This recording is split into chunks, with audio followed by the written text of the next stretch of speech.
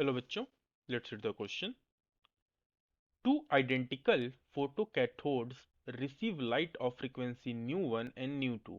If the velocity of the photoelectrons of mass m coming out are respectively v1 and v2, then question में कह रहा है कि दो आइडेंटिकल फोटो कैथोड पे न्यू1 और न्यू2 फ्रीक्वेंसीज की दो फोटॉन्स, दो लाइट्स इमिट इंसिडेंट होती हैं.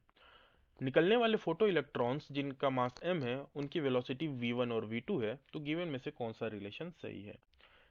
According to the Einstein equation, we know that कि kinetic energy of the electron is equal to incident energy minus work function.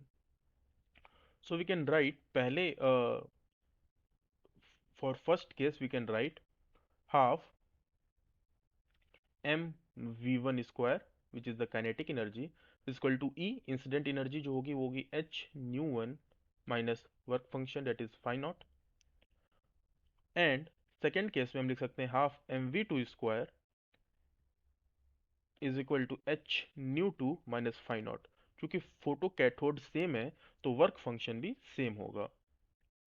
तो यहां से हम लिख सकते हैं half m v one square minus v two square is equal to h into nu one minus nu two.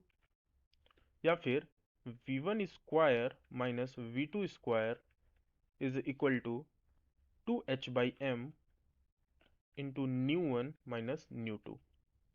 That is option number A. I hope you understood it well. All the best.